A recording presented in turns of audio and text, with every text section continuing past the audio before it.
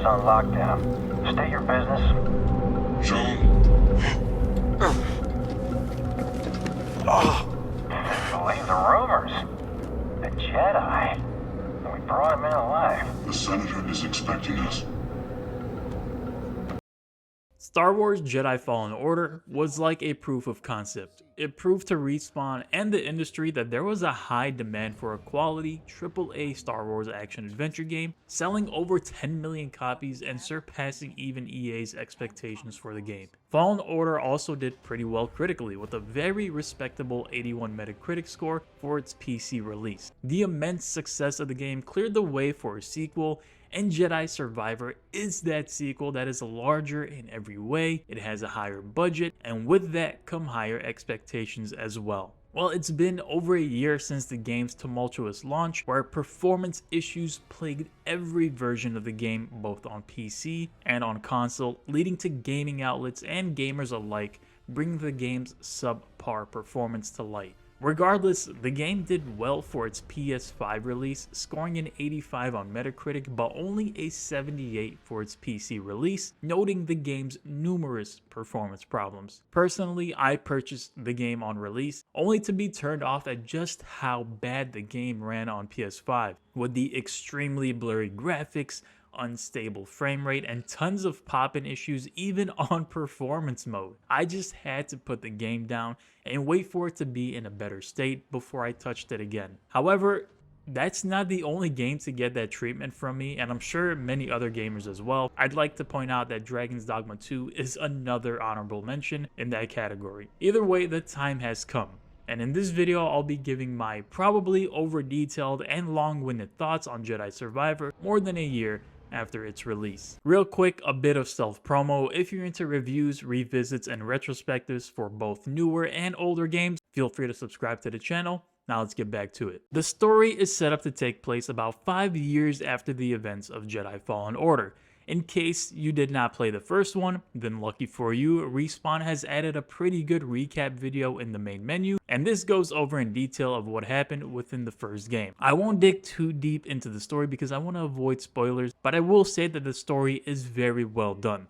The cutscenes, voice acting, and writing are all top tier, and the production value really shines through. There are huge set pieces throughout the main campaign, similar to something you'd see in an Uncharted game, that just look incredible and give you a clear sense of scale. I will add that at times I felt like there were some pacing issues, with some sections of the main campaign feeling like they're more drawn out than they should be. Regardless, the story itself is worth playing through at least once, following Cal's story of maturity and grit and his fight against the ever-growing Empire along with the companions, both new and old, was very fun to watch and experience, and the game, just like its predecessor, does a great job in creating a narrative and world that any Star Wars fan would enjoy. Now, I want to lead off the rest of this review by simply saying that Jedi Survivor is a huge game. I'd say it's probably 2 to 3 times larger than what Fallen Order had offered. See, Jedi Fallen Order was more linear in its design and felt more closed off. This time around, however, Respawn has created a big world to get lost in, and the best part about that is that it's actually really well done for the most part. Now, just to clarify, Jedi Survivor is not an open world game. To compare it, I would closely relate it to something like the rebooted God of War series, where you explore semi-open areas that are pretty large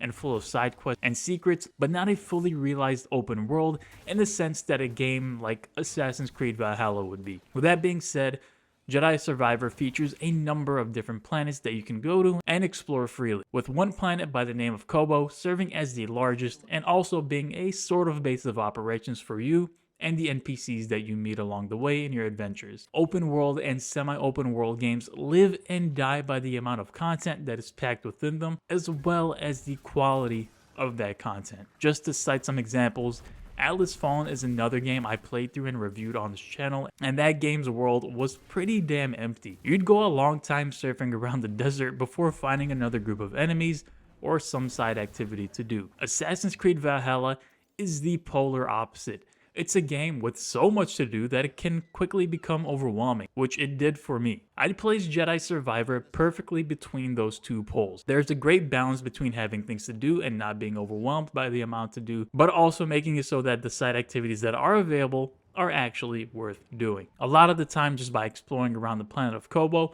you'll encounter a side area that you didn't know existed that could lead to some interesting rewards. Now, on the topic of rewards, what I really liked about Jedi Survivor was the rewarding exploration. There are games I've played where I'd go off the beaten path only to find absolutely nothing of interest, and a couple of games that immediately come to mind are Greedfall and Final Fantasy XVI. See, Jedi Survivor rewards you for going off the beaten path in a number of different ways. Some rewards may be an extra stim charge, a health upgrade, another might be a perk that augments combat in some form of fashion, and another might just be a cosmetic piece for Cal, your lightsaber, or BD. I'll mention that the majority of chests you open will be a cosmetic item, which is totally fine since there is quite a bit of customization options in the game. I mean, you can customize Cal's hair, beard, clothes, as well as BD's color scheme and parts, and you even have a ton of options for customizing your lightsaber via different components and colors, which I'm sure any Star Wars fans can appreciate. There are also small collectibles that can be picked up, usually tucked away in some harder to reach locations, but these collectibles are not just for you to check off on a list, but they're actually used as a currency at different vendors. And these same vendors can offer you cosmetics, perks, and more. Regardless what the reward is, there is always something for you. I'm sure I'm not the only one who feels this way, but if a game gives me something cool for exploring, then I'm more likely to explore more and more. That's something that Jedi Survivor thankfully does very well. The same goes for the game's other planets. However, it's definitely worth mentioning that not all planets are as dense and packed with content as Kobo. Some are much smaller, but even then there are some side areas that are worth checking out. In addition to rewards, what makes exploration more worth it is finding NPCs out and about who are willing to give you quests to take on, or otherwise known as rumors in Jedi Survivor. These rumors will normally lead to a big puzzle area, a boss fight, or something in between. Just like exploration, it's very rewarding completing these rumors. In addition to that, those same NPCs that you meet become members of your base of operations over in Kobo, and sometimes will even offer you a service by opening a shop or helping you tend to your garden. Yes, the Jedi Survivor does have a gardening aspect to it for some reason, and I'm sure some people will appreciate that. On the same topic of exploration, which I know has gone on for quite a bit now, but at times, I'll admit that it definitely did get tedious. No, not because I was growing bored of the rewards, but more so because of the traversal puzzles that exist literally all over the place. I mean, seriously, I feel like a third of the game can be chalked up to just going through these traversal puzzles. If I had to compare the traversal, then it would be something you'd see out of an Uncharted game or Tomb Raider, but it's just done so much more often in Jedi Survivor. And I'll admit, I was even hesitant to include this section in my review, but it would be dishonest if I did not. The main campaign, the side quests, and even just exploring around various areas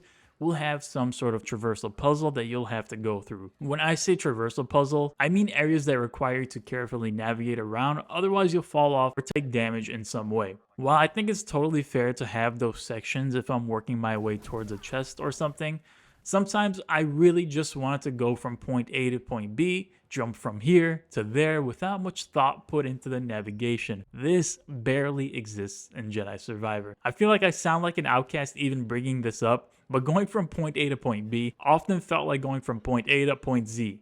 If you see something in the distance that looks kind of cool, well, I can assure you it's not easily approachable as it may seem at first. Anyway, just a minor complaint. Let's move on. Like Fallen Order, Jedi Survivor is also a Metroidvania, though that may not be evident from the looks of it. As you progress through the game, you'll pick up new traversal abilities that allow you to access parts of the map that were once inaccessible. This is of course a really cool idea, but in a game like Jedi Survivor, it's hard to tell which parts of the game are inaccessible because I'm missing some traversal technique that I'll unlock later in the game, or if they're inaccessible because I'm a clueless gamer. There were a couple of areas that I stumbled upon where I tried time and time again to get around, only to do a quick Google search and find out that I don't actually have the required ability to get past that area, losing maybe 15 minutes of my time. It would have been helpful for the game to communicate in some form of fashion that I don't have the required ability yet, and to come back later. I will also mention that the traversal abilities that are unlocked as I progress through the main story were really cool and made getting around much easier, relieving some of those traversal puzzle woes that I mentioned earlier. Because the game is as big as it is, it's definitely worth placing down some beacons if you intend on coming back later. Just an honorable mention, The map is really well done. It made exploring much easier knowing where you've been, the path you've taken, and allowing you to really zoom in and out to see the map in detail. Those were all really nice touches. There was clearly a lot of thought put into the map interface.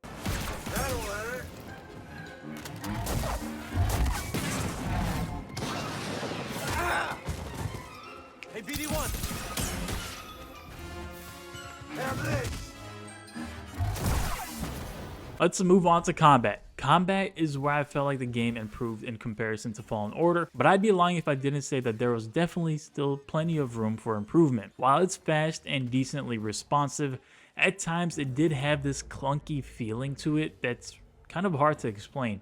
Either way, if you played any Souls-like in the past, it'll feel very familiar to you. You got your basic dodge, block, and parry systems along with your normal and heavy attack. Of course, Cal is a Jedi, so you have a number of Force abilities to use at your disposal. Cal has evolved since Fallen Order and now has access to more stances. We have the single blade, dual blade, and dual wield stances, but it also introduces the blaster stance, which allows you to shoot enemies from a distance, and a crossguard stance, which felt like using a greatsword in a Souls game. That stance became my particular favorite because of its heavy damage and ability to one-shot enemies. There are a lot of different upgrade paths you can take as you gain skill points in Jedi Survivor, and these additional stances were a great addition, allowing you to kind of customize your build how you see fit. Since I did take a liking to that crossguard stance, I started adding most of my points to that skill tree, allowing me to reduce my wind-up time on attacks, and also unlocking new attacks that were better for taking on larger groups of enemies. If you've played Fallen Order, then the combat will feel really similar, but I was hoping for more improvements in the combat system. I don't know what it was, but there were times where I felt like I timed my block perfectly,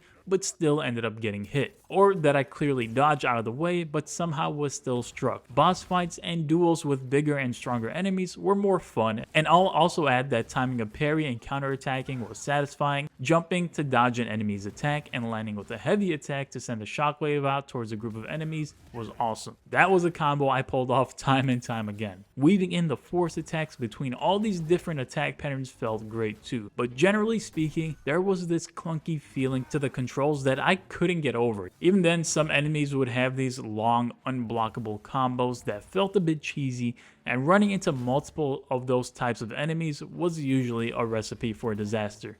Generally speaking though, the combat is solid, and I felt like it was getting better as I unlocked more skills and got more familiar with the controls. Now, speaking on the topic of enemies, my goodness, does Jedi Survivor do a great job here. There is a constant stream of new enemies that the game throws at you, from basic droids and stormtroopers to more advanced enemies that require very different approaches to take on. Seriously, the game does very well here with keeping things fresh throughout the main campaign. I was more than halfway through the game and I was still being introduced to new enemy types. What's even cooler is that you can scan each enemy after you defeat them for the first time with BD and gain some insights on how to approach them next time in battle. The databank screen offers some nice tidbits about each enemy's weaknesses and strengths. If you see an enemy wielding a shield, well, you can use the force to simply pull it away from them. If you're feeling outnumbered, then you can confuse an enemy and make them attack their allies. It's the variety of enemies that the game throws at you which keeps it very fresh. I can definitely see how fighting the same droids over and over throughout my 25 hours of playthrough would have led to some sort of fatigue, and I likely wouldn't have even finished the game. So I have to commend Respawn for understanding the importance of having a good number of enemies and executing as well as they do. Now back to Cal for a quick second. As I previously mentioned, there are great rewards for exploring the different planets, completing side quests, one of those being perks. So to further customize your build to your liking, you can equip perks that augment combat in some form or fashion. You can find a perk that may increase your lightsaber throw damage, increase your block meter, or make it so that you do more damage after using a force ability. There are a total of 25 different perks, some of which can be purchased from a local merchant, and these perks are a great touch. Some of them are stronger than others, and those of which are stronger require more perk slots, which balances the game out pretty effectively. I think without this system in place, the game would have lost some of its depth, but it definitely doesn't make or break combat, and there were times where I honestly even forgot I had a perk equipped. I should mention that I did play the game on normal, so having the right perks equipped wasn't a big priority as it would be if I was playing on one of the harder difficulties. It's also worth noting that the game does feature some companion attacks. This kind of reminded me of God of War Ragnarok, where you can command your allies to attack when in combat, but it's not anywhere near as in-depth as that system. In Jedi Survivor, it's just boiled down to having a companion perform a single ability that goes on cooldown. On the bright side though, they do help out quite a bit in combat, which is nice. Puzzles are a huge part of Jedi Survivor. Some are easy, some do require a bit more brain power, but overall there are quite a bit of them. I'm really only mentioning this as a warning to players who don't like puzzles in their game. Between the platforming puzzles, the chamber puzzles, and even the ones that you'll come across in the main quest, I'd be willing to say that probably half the time you spend in this game will be doing puzzles. My tolerance for them during long play sessions did wear thin at times, leading me to look up solutions for some that took me too long to figure out. Puzzle design in general is fine. I'm not an expert in the aspect, so I won't speak too much on the quality of them, but more so just wanted to communicate that they come up very often. So if you do not like puzzles in any way, then I would steer very clear of Jedi Survivor. Now I want to quickly touch on the level design, and I hope I'm not being overly controversial in my opinion here. Respawn has done an amazing job building these gorgeous worlds. They're bright, they're vibrant, they're teeming with detail, but moving around these worlds is something I found to be overly tedious. I briefly touched on it before, but I'll expand on it here. Every area you explore will require you to think about your next move, as making the wrong move will likely lead to you falling off the map and taking some damage. Areas are filled with clearly climbable surfaces or walls that can be ran across, but this whole traversal system is incredibly restrictive. Going from point A to point B must be done the way that Respawn has set forth, and diverging from that set path will always lead to your downfall. Not only that, but there are often times where I was standing in a room, moving the camera around,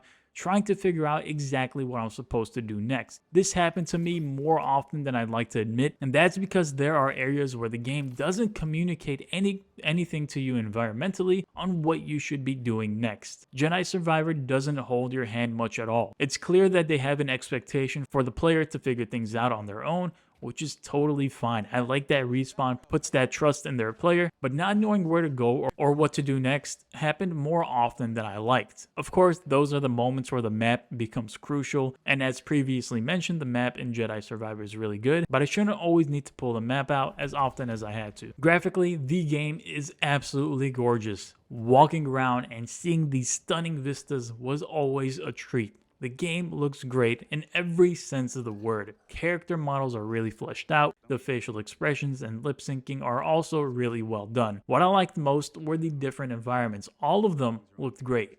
Moving from biome to biome and seeing all these different details that the environmental designers put in place made the game really truly come to life. When I first played the game, it was an absolutely blurry mess, and I knew I could not justify playing through it given how good the game could look. So that's why I put it down, and it was very much worth it. In the later section, I'll talk about the updates since launch, and to me the game clearly plays and looks better than when it was first released. Regardless, the graphics are top notch and some of the best I've seen in this console generation. Since launch, there have been a number of performance patches that boost performance both for console and PC. Patch 7 in particular for PS5 and Xbox Series X players completely reworked performance mode, and what I remember of the game's original performance mode, this rework is really well done. There have also been a number of performance patches for PC as well, which have alleviated a lot of the performance issues that the game launched with. All in all, the game is in a much better state than it was when it first released, but it's sad that we even had to wait as long as we did to get to the point where it's playable.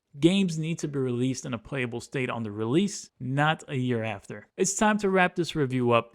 Jedi Survivor is a game that oozes quality in a variety of ways. Its worlds are beautifully built, both graphically and content-wise.